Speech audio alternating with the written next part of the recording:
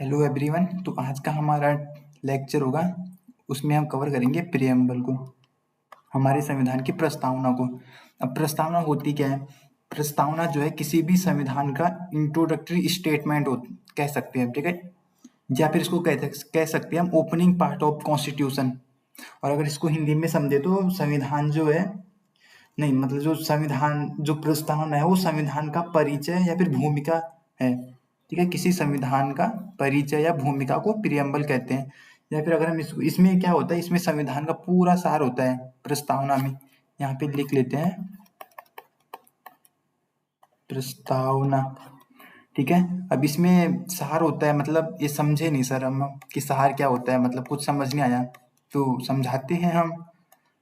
तो अगर हम देखो किसी भी देश का संविधान है, ठीक है, ठीक है, किसी भी देश का संविधान है, अगर अगर हमको उसमें इतना बड़ा संविधान है, अगर हमको जानना है कि इस संविधान में क्या है, मतलब बेसिकली किस टाइप का संविधान है, ठीक है, तो हमें क्या करना है, हम बेसिकली उस देश की प्रियम्बल जो प्रस्तावना है उसको पढ़ लेंगे, और उस प्रस्तावना को पढ़ के हमको समझ आ जाएगा कि इस देश का जो संविधान है, जो पूरा संविधान है उसमें क्या क्या लिखा है। जैसे अगर हमारा संविधान है, ठीक है, तो अगर किसी को पूरा हमारा संविधान जानना है कि इसमें क्या है, तो बेसिकली वो हमारा प्रस्तावना, हमारे देश की ये संविधान की प्रस्तावना पढ़ेगा और उसको समझ में आ जाएगा कि इसमें पूरे जो संविधान है उसमें क्या क्या है, ठीक है।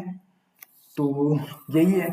अब आगे समझते हैं कि जो प्रस्तावना है, ठीक है, वो कहाँ से आया, कैसे आया और क्यों आया, क्या हमारा प्रस्तावना, ठीक है। तो सबसे पहले समझते हैं, जो हमने प्रस्तावना लिया है वो हमने लिया है यूएसए से, अमेरिका से। अमेरिका के कॉन्स्टिट्यूशन में, वहाँ के संविधान में प्रस्तावना थी, प्रियम्बल थी, तो हमने वहां से देखा और हमने भी अपने संविधान में प्रस्तावना जोड़ी, ठीक है। अब आगे समझते हैं क्यों इसकी जरूरत क्यों थी, जो हमारे संविधान में जो प्रस्तावना है उसकी जरूरत क्यों थी। तो वो मैंने बता ही दिया कि बेसिकली वही है ना, कि प्रस्तावना जो है वो इंट्रोडक्टरी स्टेटमेंट है, तो उसकी जरूरत जब, हाँ पहले उससे पहले समझते हैं कि वो कैसे आया, ठीक है। जो हमारा संविधान है, संविधान में जो प्रस्तावना है वो कैसे आया। तो मैंने आपको पिछले लेक्चर में पढ़ाया था कि एक नेहरू जी ने एक ऑब्जेक्टिव रेवोल्यूशन, या फिर हिंदी में बोले उद्देश्य प्रस्ताव, इसमें नहीं है, उद्देश्य प्रस्ताव पारित, वो ऑब्जेक्टिव रेवोल्यूशन पेश किया था संविधान सभा में, कॉन्स्टिट्यूशन असेंबली में। कब किया था? 13 दिसंबर 1946, 1946 को, ठीक है। ये कॉन्स्टिट्यूशन असेंबली में पेश किया गया था, और कॉन्स्टिट्यूशन असेंबली, संविधान सभा ने, ठीक है, इसको अपनाया। कब अपनाया था? 22 जनवरी 1947, ठीक है, अगले महीने दिसंबर में पेश किया था, और अगले एक महीने बाद जनवरी में इसको अपनाया गया था, 22 जनवरी 1947 को। अब नेहरू जी ने इसको क्यों लाया भाई, इसकी जरूरत क्यों थी?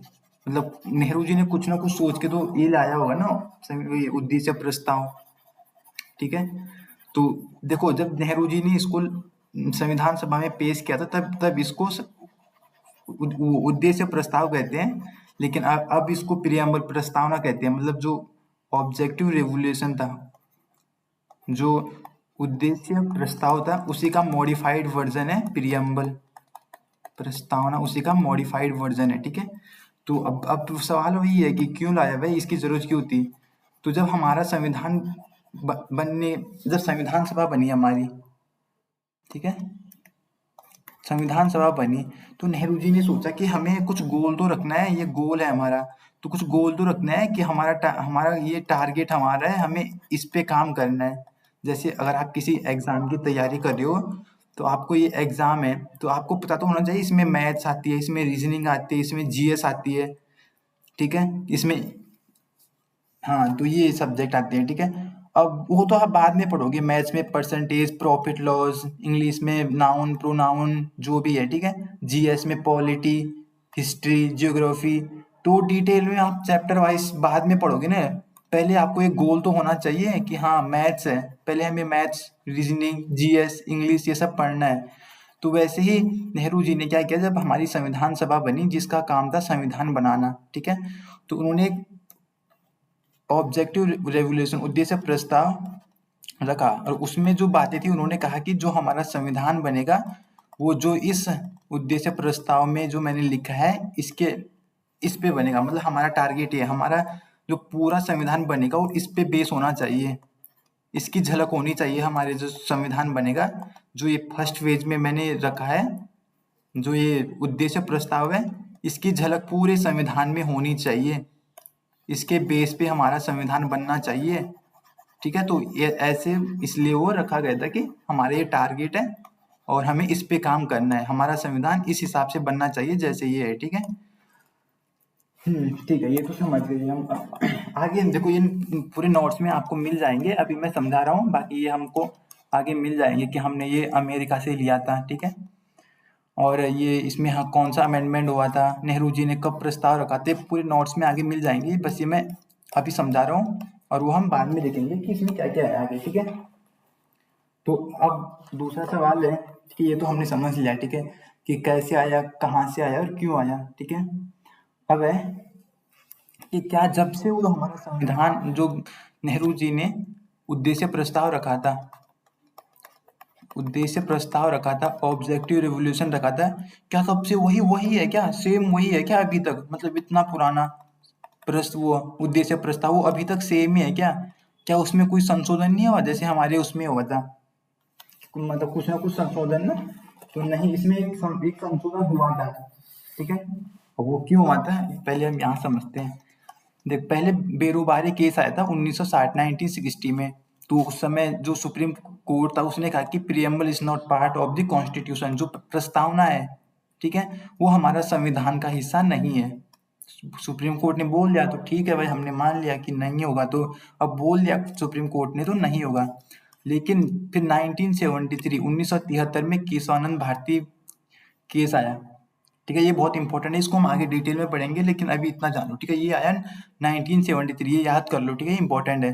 तो उसमें सुप्रीम कोर्ट ने बोला कि preamble is the part of the constitution, की जो प्रस्तावना है वो संविधान का हिस्सा है, ठीक है। अब प्रियम्बल कैन बी अमेंडमेंट, और इन्होंने एक चीज और बोल दी कि अब तुम क्या कर सकते हो, संविधान में संशोधित कर सकते हो, प्रस्तावना में संशोधित कर सकते हो, अमेंडमेंट कर सकते हो, जो हमारा प्रियम्बल है उसमें अमेंडमेंट कर सकते हो, लेकिन जो उसकी मूल संरचना है उसको चेंज नहीं कर सकती हो तुम, ठीक है। तो अब जैसे ही ये मामला आया तो फिर इंदिरा गांधी जी ने बोला कि अच्छा अब हम अमेंडमेंट कर सकते हैं क्या, अब तो सुप्रीम कोर्ट ने बोल दिया कि हम अमेंडमेंट कर सकते हैं। तो फिर इंदिरा गांधी जी ने क्या किया, 1976 में, ये यहाँ पे लिखा है 1976 में 42वां संविधान संशोधन, 42nd कॉन्स्टिट्यूशनल अमेंडमेंट एक्ट, 42वां संविधान संशोधन किया और 1976 में उसमें 3 वर्ड इसमें जोड़ दिए, ठीक है, हमारे संविधान में 3 वर्ड और जोड़ दिए, कौन कौन से, सोशलिस्ट, सेकुलर और इंटीग्रिटी, समाजवादी, धर्मनिरपेक्ष और अखंडता। अभी ये क्या होता है सर, ये हम आगे डिटेल में पढ़ेंगे, लेकिन अभी ये समझ लो, ये इंपॉर्टेंट है, बहुत इंपॉर्टेंट है, ये सीडीएस में भी आया है, एसएससी में भी आया है, ठीक है, हर एग्जाम में लगभग आता ही है, ठीक है। अगर इस यहाँ से इस टॉपिक से इस चैप्टर से आएगा क्वेश्चन तो ये आता ही है, तो इसको याद रख लो कि 42nd अमेंडमेंट एक्ट 1976 में हुआ था और इसमें हमने 3 शब्द जोड़े थे, समाजवादी, धर्मनिरपेक्ष, अखंडता, सोशलिस्ट, सेकुलर, इंटीग्रिटी, ठीक है। अभी हमने देख लिया, ठीक है, इसमें अमेंडमेंट हुआ। अब नेक्स्ट क्वेश्चन होगा कि हाँ, अब प्रस्तावना है क्या, वो तो हमने देख लिया था कि इसमें संविधान का परिचय या फिर भूमिका है, ठीक है।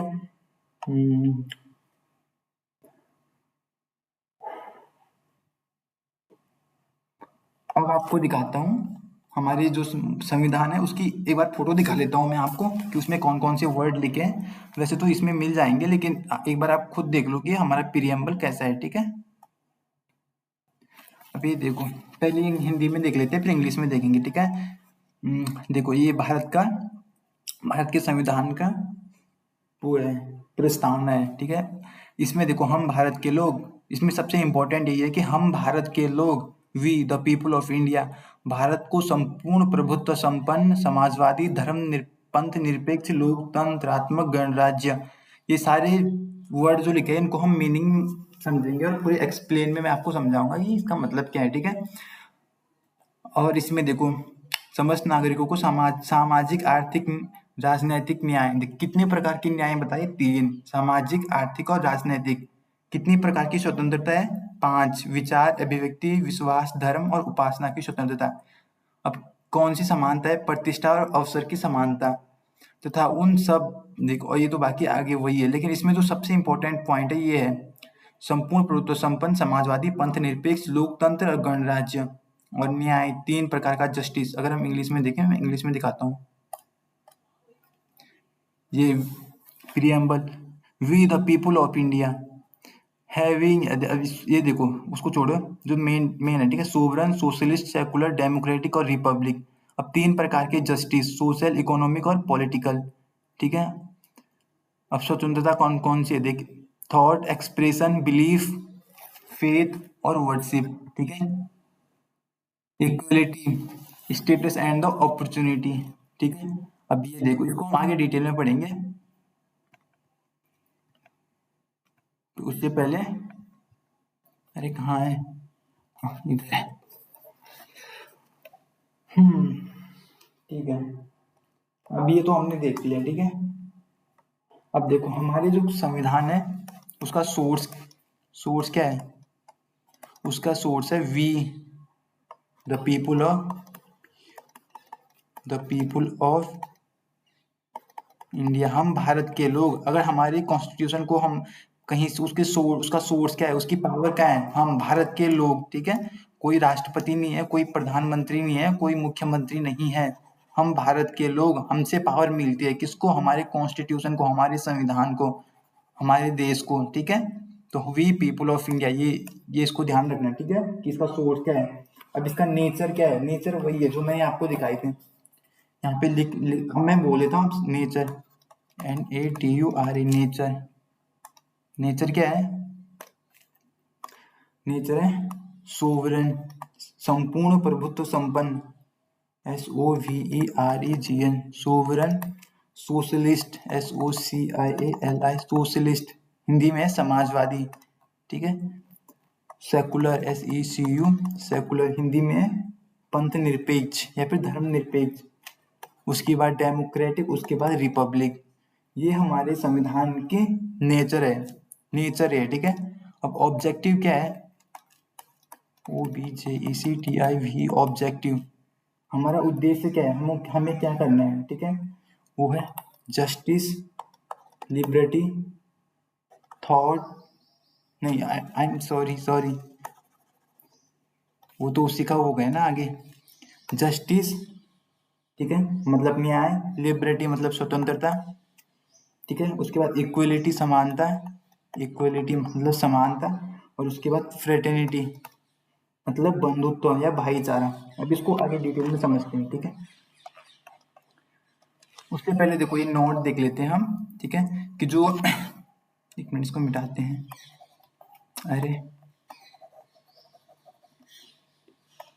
ठीक है, जो एन पल्लीक्वालत है, ठीक है, उन्होंने संविधान को क्या बोला था, इसका जो संविधान है, जो हम सॉरी जो प्रियम्बल है, वो identity card of the constitution, हमारे संविधान का परिचय पत्र है, यहाँ पे परिचय पत्र कर देना, ठीक है। फिर KM मुंशी जी ने कहा था कि ये जन्म कुंडली है, ठीक है।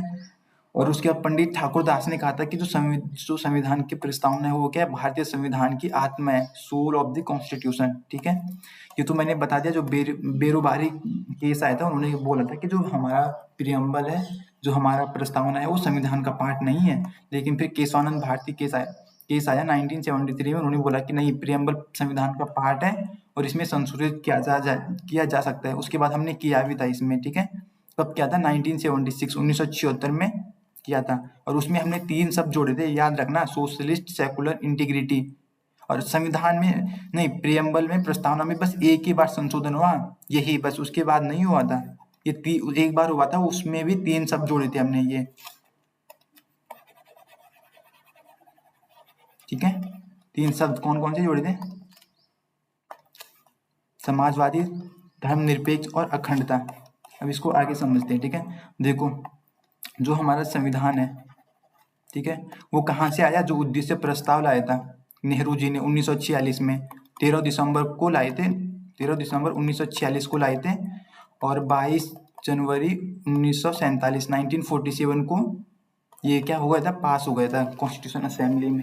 तो उसी का मॉडिफाइड वर्जन है, ठीक है।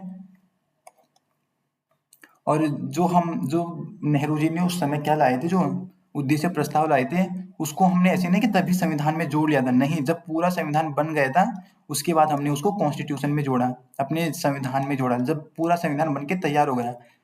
अब हमारा जो ये है प्रियम्बल है, वो तो that is neither a source of power और नॉर इस पे कोई प्रतिबंध लगाता है, ठीक है। और ये नॉन जस्टिकेबल है, ऐसे नहीं कि यहाँ पे हमारे इसमें लिखा है, हमारे संविधान में लिखा है कि हमें सोशल, इकोनॉमिक और पॉलिटिकल जस्टिस चाहिए।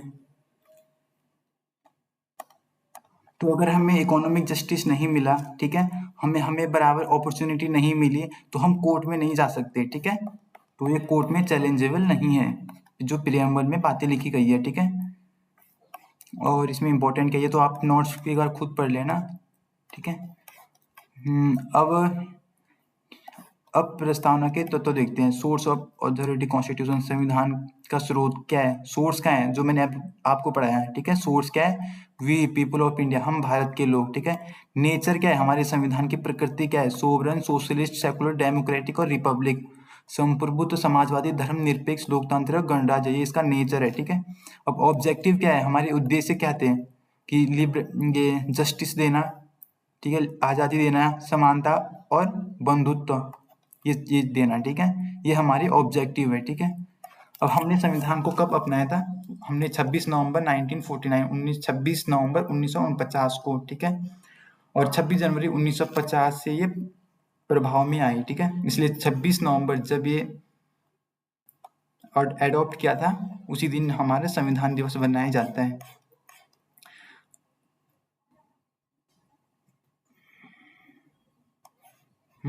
ओके। अब जो हमारे उसमें वर्ड लिखे गए हैं उनको समझते हैं, ठीक है। अब सबसे पहले समझते हैं सोवरेन।